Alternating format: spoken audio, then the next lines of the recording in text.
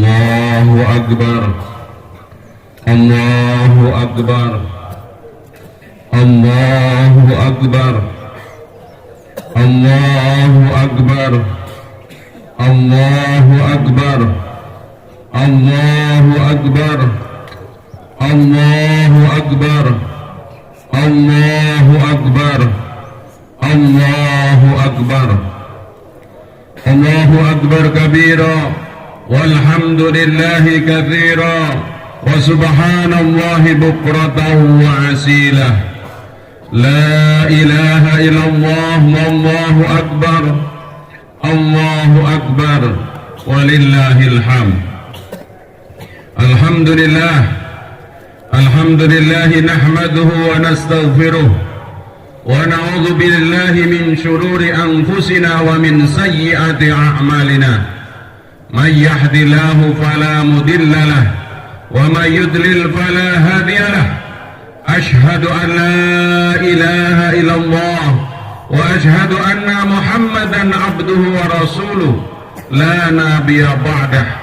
Allahumma salli wa sallim ala nabiyyina Muhammadin wa ala alihi wa sahbihi wa barik wa sallim ajma'in wa man tabi'ahum bi ihsanin ila yaumiddin.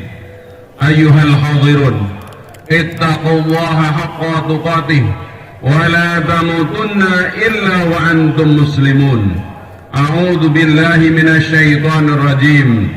Ya ayyuhalladzina amanu ittaqullaha haqqa tuqatih wa la tamutunna illa wa antum muslimun. Wa qala aidan alif lam mim dzalikal kitabu la raiba fihi hudan lil muttaqin alladzina yu'minuna bil ghaibi wa yuqimuna as-salata wa mimma razaqnahum yunfikun walladzina yu'minuna bima unzila ilaika wa ma unzila min qablik wa bil akhirati hum yuqinun. Wa qala Rasulullah sallallahu alaihi wasallam, man shoma ramadhana imanan wa ihtisaban ghufira lahu ma taqaddama min dhanbi. Hadirin sidang Idul Fitri rahimakumullah. Sejak maghrib atau sejak isya, setelah kita mendengarkan pengumuman sidang isbat pemerintah, maka lisan kita, hati kita terus memuji Allah dengan bertakbir, bertahmid, tahlil, Allahu Akbar, Allahu Akbar, Allahu Akbar, dan seterusnya. Seharusnya ucapan ini membuat kita semakin kerdil, semakin kecil di hadapan Allah Ta'ala. Hati kita menjadi bergetar. Karena apa? Allahu Akbar, hanya Allah yang besar. Selain Allah tidak ada apa-apanya. Apalagi cuman kita. Kalau seandainya di lapangan ini ada yang membawa drone, maka dekat dengan kita, kepala kita tidak kelihatan. Begitu naik ke atas, naik ke atas, naik ke atas, mungkin 100 meter dari tempat kita duduk ini, kita tidak ada ubahnya dengan styrofoam atau dengan batu yang ada di lapangan ini.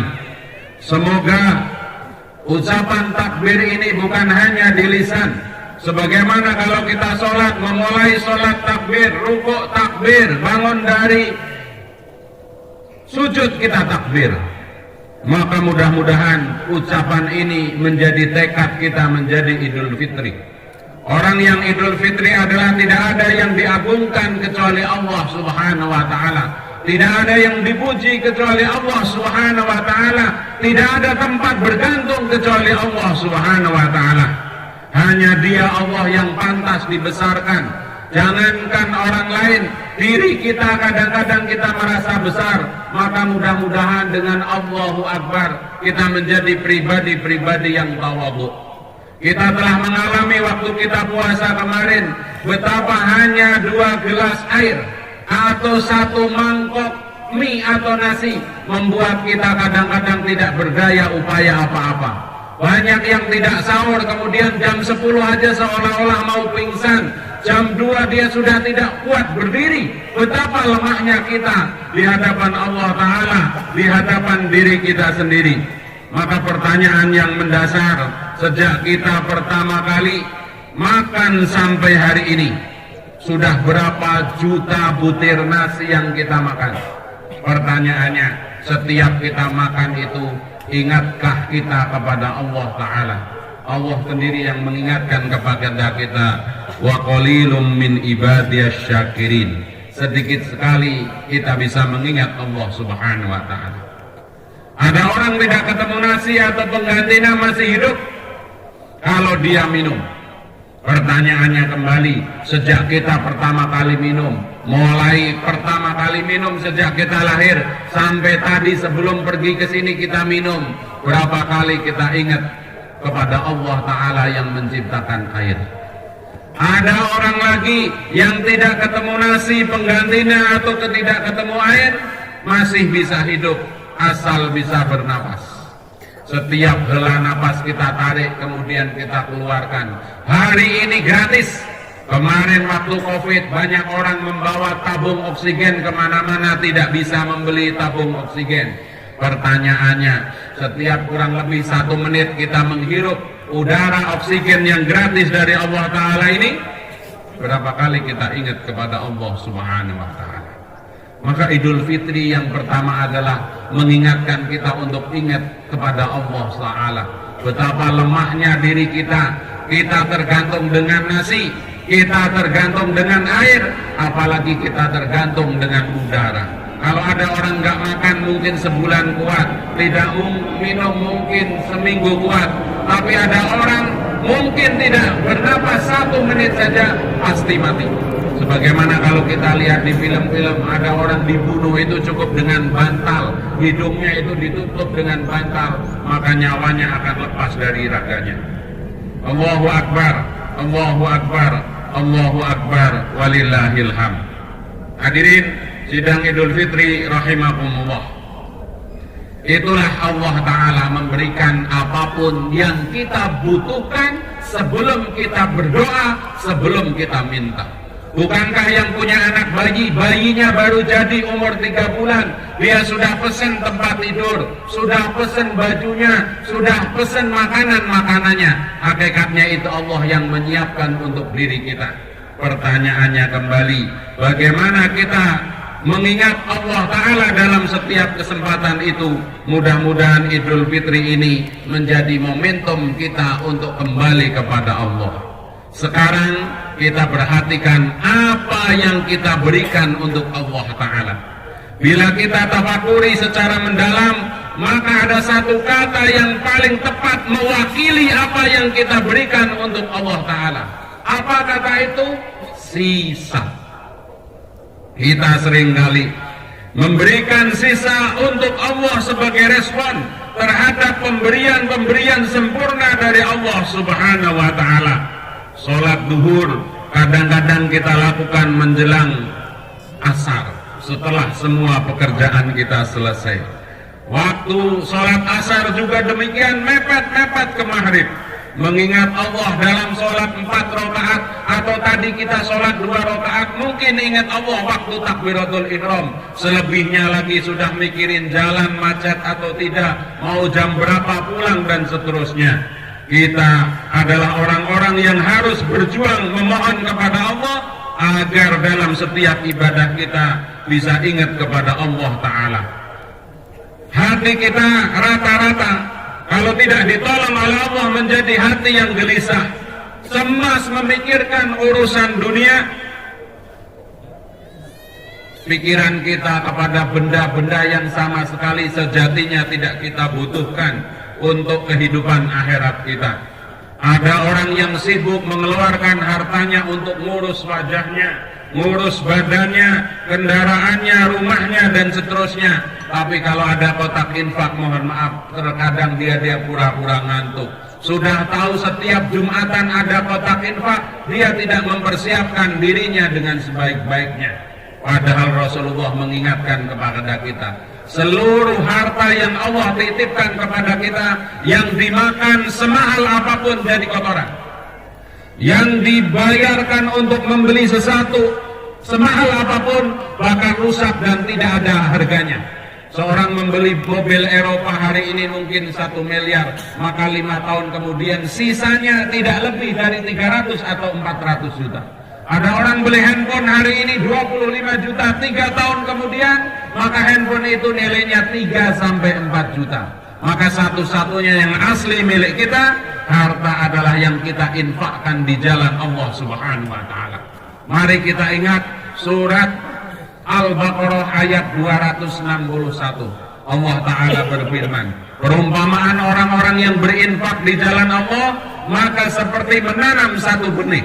Benih itu akan tumbuh 7 tangkai sebagaimana pohon-pohon yang ada di sekeliling kita itu, dan setiap tangkai akan berbuah 100.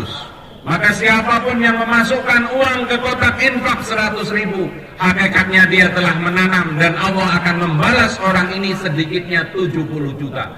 100.000 kali 700.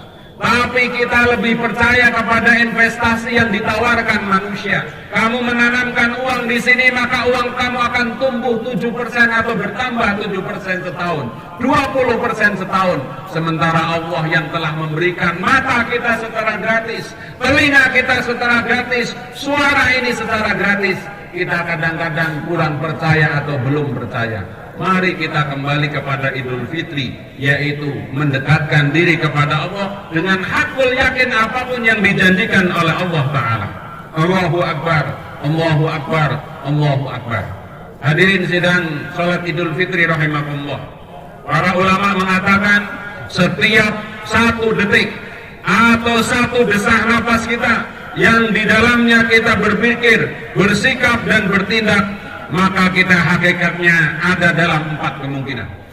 Saya ulangi, menurut para ulama setiap menit, setiap detik, kalau kita jumlahkan setiap hari, setiap bulan, setiap tahun, diri kita ada di dalam 4 kuadran. Yang pertama, kita sedang mendekat kepada dunia. Yang kedua, kita sedang mendekat kepada setan. Yang ketiga, kita sedang mendekat kepada hawa nafsu. Dan yang keempat, kita sedang mendekat kepada Allah Subhanahu wa ta'ala. Bagaimana kita dikatakan mendekat kepada dunia?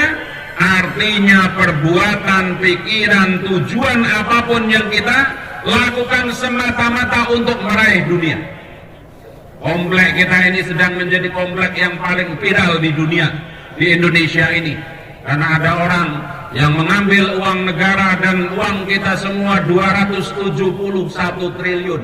Itu duit mau buat apa? Tapi hakikatnya inilah kalau diuji oleh Allah Ta'ala sedang berpikir hanya urusan dunia. Meskipun kita tidak boleh hanya ngomong, kita juga kalau ada kesempatan belum tentu selamat kalau tidak ada pertolongan dari Allah Subhanahu wa Ta'ala. Ya, banyak orang kemudian mengambil lebih dari yang butuh. Kita makan hanya 3 piring sehari, kurang lebih.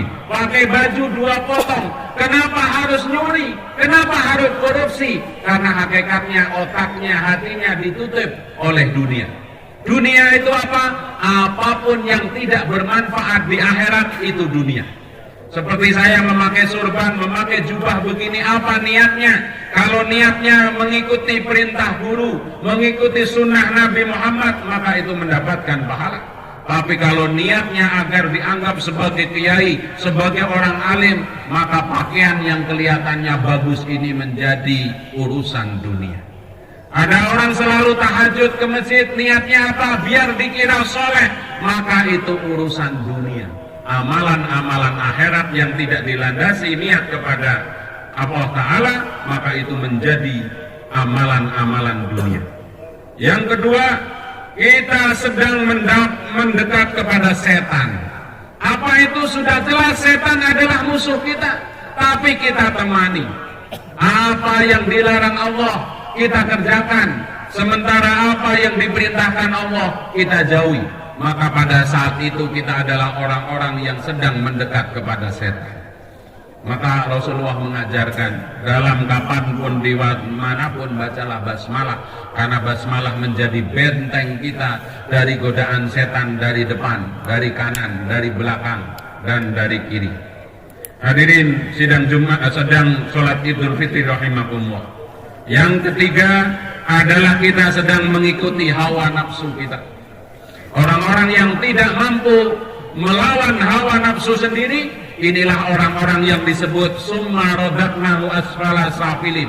makhluk yang paling mulia, tapi mereka yang menuruti hawa nafsunya sendiri maka menjadi yang sehina-hinanya. Jam 10 pagi orang puasa itu harus nahan haus, nahan lapar, tapi dia tidak kuat, maka minumlah dia, makan sepiring ketoprak. Maka setelah dia minum dan makan itu pasti menyesal. Karena apa? Itulah tabiat nafsu, selalu mengajak kepada perbuatan-perbuatan yang dilarang oleh Allah Ta'ala. Dan yang harus kita perjuangkan adalah bagaimana setiap waktu kita ingat kepada Allah Ta'ala. Maka sebagai kesimpulan dari perjalanan Ramadan kita selama sebulan, orang-orang yang mengikuti Ramadan dengan baik maka menjadi orang-orang yang bertakwa. Siapa orang yang bertakwa itu? Sayyidina Ali karamallahu wajhah wa radhiyallahu anhu wa arda mengatakan, orang yang bertakwa cirinya ada 4. Secara cepat, mari kita bawa oleh-oleh Ramadan kita ini dengan mengikuti, memantaskan diri sebagaimana yang dikabarkan oleh Sayyidina Ali karamallahu wajhah. Allahu Akbar walillahilhamd. Beliau mengatakan at-taqwa al-khawfu minal jalil wal amalu bitangzil wal qana'atu bil qalil wal istidadu li yaumir rahim. Kalau kita mengatakan saya ingin menjadi orang yang bertakwa atau saya sudah menjadi takwa, kata Sayyidina Ali, satu orang yang bertakwa harus takut kepada Allah. Takut kepada Allah berarti mendekat kepada Allah, berbeda takut kepada singa dan yang lain-lainnya. Maka Ramadan ini setelah kita berpuasa mulai hari ini, jadilah orang yang paling takut kepada Allah Ta'ala. Allah mengancam neraka nanti di akhirat, maka kita jauhi neraka sejauh-jauhnya. Bagi yang kurang percaya akan adanya dahsyatnya neraka, sesekali kita perlu datang ke tukang las. Kalau ada orang las, sesekali kaki kita yang sedang korengan itu coba kalau dilas, pasti kita nggak akan kuat.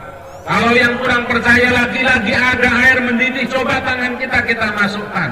Atau kalau ada yang naik Harley Davidson dari Depok sana, Depok kota sampai ke depan masjid kita itu, coba salaman tangan kita peluk itu kepada knalpot Harley Davidson. Kadang-kadang kita dengan neraka tidak ada ngerinya. Maka orang-orang yang takut kepada Allah adalah orang-orang yang bertakwa. Yang kedua, siapa orang yang bertakwa? Orang yang beramal dengan apa yang diturunkan Allah Ta'ala. Ada Al-Quran, kemudian turun kepada Nabi Muhammad, ada hadis Nabi. Bahasa sederhananya, beramal dengan ilmu. Pertengahan Ramadan kemarin saya banyak ditanya oleh banyak teman-teman yang melihat di TikTok. Ada seorang wanita, bukan ustazah, bukan siapapun, mengatakan, "Hey guys, jangan lupa yang namanya sholat Idul Adha, Idul Fitri, Idul Adha itu 4 rakaat. 2 rakaatnya sholat, 2 rakaatnya adalah khutbah. Maka siapapun yang gak ikut khutbah waktu Idul Fitri atau Idul Adha, maka sholatnya tidak sah." Kemudian saya bertanya kepada para ahli fikih, saya baca sendiri kitabnya, tidak ada. Kalau TikTok, kalau YouTube kemudian menjadi panduan amal kita bakal berapi. Maka ada orang yang mohon maaf sakit perut, mungkin mau pingsan gara-gara mendengarkan statement itu, tidak akan bangun dari tempat ini. Meskipun kemudian para ulama mengatakan antara sholat Jumat dengan sholat Idul Fitri memang berbeda. Kalau sholat Jumat yang mampu harus ikut khutbah kemudian sholat. Kalau tidak ikut khutbah langsung sholat. Kalau tidak darurat maka sholatnya tidak sah. Berbeda dengan sholat Idul Fitri seperti ini. Antara sholat dengan khutbah hukumnya sama-sama sunnah muakkad. Kalau sudah selesai sholat ada udzur dia langsung pulang, sholatnya tetap sah. Tetapi tidak juga kemudian dia tidak sholat ikut khutbah, itu tidak ada faidahnya. Artinya apa? Sholat Idul Fitri cuma 2 rakaat. Tidak lebih, tidak kurang, tidak bisa dijadiin paket seperti itu. Wallahu alam bishawab. Orang sekarang mencari viral tanpa ilmu. Na'udzubillah, tsumma na'udzubillah. Yang kedua, mari kita ingat-ingat banyak ilmu yang kita telah ketahui sejak kita kecil. Namun karena kita tidak mendalami lebih lagi, seolah-olah hal itu kecil sekali. Saya ingatkan, jangan pernah lagi mulai sekarang tidak menjawab adzan. Siapa yang menjawab adzan, selesai adzan dia membaca doa Allahumma rabba hadhihi ta'wati tamah sampai dengan selesai, Rasulullah menjamin orang ini ditolong atau diberi syafaat. Siapapun yang ingin diberi syafaat Nabi Muhammad tidak harus umroh dengan biaya mahal, tidak harus ziarah ke Madinah, dia jawab adzan saja, maka Nabi Muhammad menjamin dia akan ditolong. Yang kedua, untuk diampuni dosanya tidak harus pergi haji ngantre 7 tahun. Yang punya duit haji forodah 400 juta. Setiap kita berwudu dengan sempurna, maka Allah akan menggugurkan seluruh kesalahan kita dari pelopak mata, dari bawah kuku, tangan dan kaki. Maka dalam mazhab Syafi'i ada namanya air mustakmal. Kalau kita habis wudu itu nggak boleh jatuh ke tangan, karena apa? Air itu melarutkan dosa. Bahkan untuk dijamin masuk surga, kita punya amalan yang sangat sederhana. Di antaranya doa selesai wudu. Asyhadu an la ilaha illallah wa asyhadu anna Muhammadan abduhu wa rasuluh, dan seterusnya. Nabi menjamin siapa yang berwudu dengan sempurna, selesai berwudu dia menghadap kiblat, membaca doa selesai wudu, maka dibukakan untuk orang ini pintu surga yang 8. Rumah di sini mungkin 4 miliar, 5 miliar, 10 miliar. Tapi rumah di surga Allah menjanjikan melalui lisan Nabi Muhammad SAW.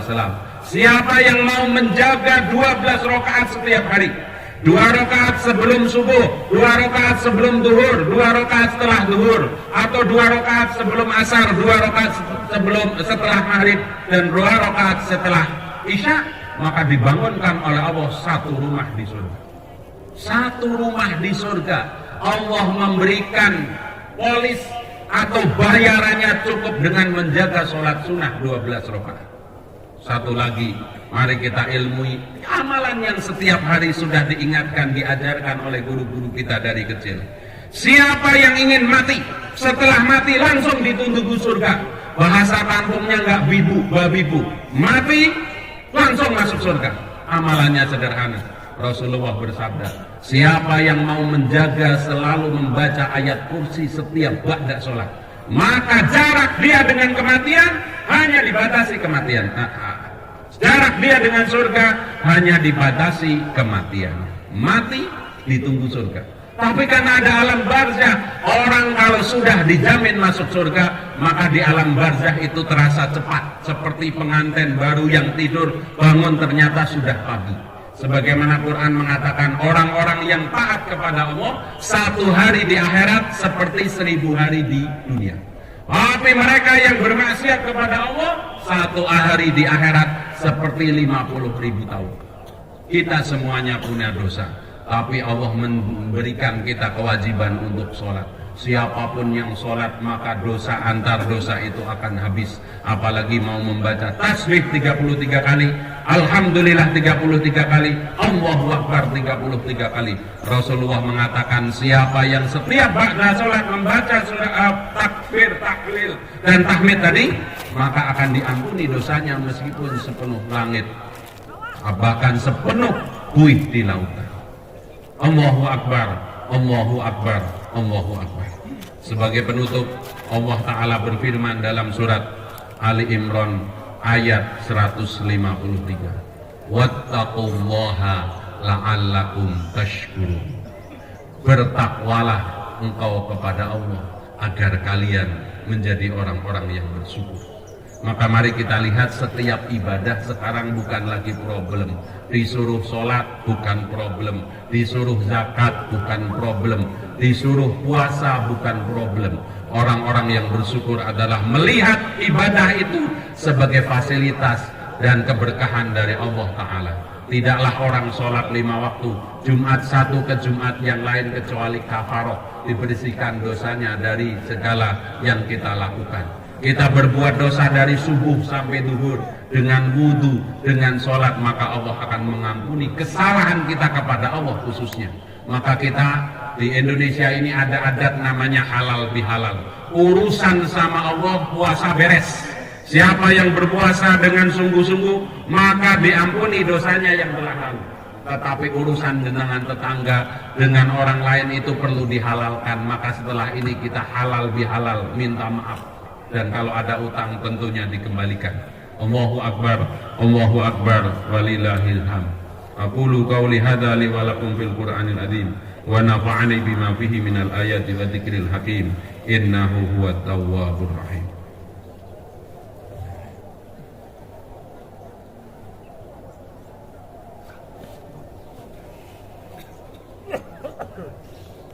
Allahu akbar, Allahu akbar, Allahu akbar, Allahu akbar, Allahu akbar, Allahu akbar, Allahu akbar.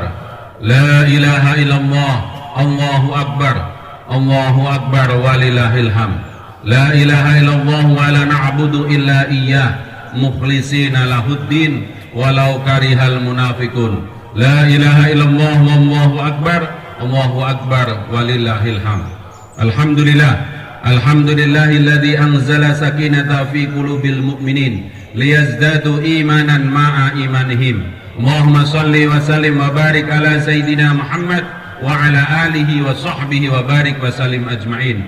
Ayyuhal hadirun, ittaqullaha haqqa tuqatih wa la tamutunna illa wa antum muslimun. Wa qala Rasulullah sallallahu alaihi wasallam min husnil islamil mar'i tarkuhu ma la ya'ni. Hadirin rahimakumullah, sebelum berdoa saya ingin melengkapi kata Sayyidina Ali tadi, orang yang bertakwa satu, orang yang takut kepada Allah. Yang kedua, orang yang beramal dengan ilmu, maka harus belajar. Yang ketiga, orang yang bertakwa adalah orang yang qanaah dengan sedikitnya pemberian Allah. Dikasih berapapun dari Allah, terima. Karena apa? Pemberian Allah pasti yang baik, berupa rizki, kesehatan, macam-macam, termasuk dalam urusan uang. Qanaah itu bukan identik kita nggak punya apa-apa, tapi kita mengambil seperlunya aja untuk kepentingan kita, sebelihnya diinfakkan di jalan Allah Ta'ala. Dan yang terpenting, orang yang bertakwa adalah istiqdad liyaumir rahil, orang-orang yang selalu berbekal untuk hari kemudian. Kalau kita semua di lapangan ini akan meninggal 100 tahun lagi, kemudian kiamatnya 1000 tahun lagi, maka setelah ini kita akan pindah ke alam barzakh 900 tahun. Sedangkan kita pergi umroh 9 hari saja, Masya Allah bekalnya, segala pakaian disiapkan, sambal beli ini, kemudian ini itu aja untuk pergi yang akan pulang. Bagaimana dengan akhirat yang tidak ada orang jualan di sana kecuali kita berbekal di sini. Mudah-mudahan apapun yang kita lakukan, kita niatkan semata-mata karena Allah, maka itu menjadi ibadah. Ibadah itu bukan hanya sholat, ibadah itu bukan hanya ngaji. Seluruh aktivitas yang diniatkan kepada Allah, maka itu ibadah. Ibu-ibu yang mengurus rumah tangganya ibadah. Bapak-bapak yang ngantor sampai keluar kota, keluar negeri, itu ibadah. Mereka siapapun ibadah, satpam yang berjaga ibadah, semuanya ibadah. Dengan catatan diawali dengan bismillah dan alhamdulillah. A'udzu billahi minasyaitonir rajim. Bismillahirrahmanirrahim.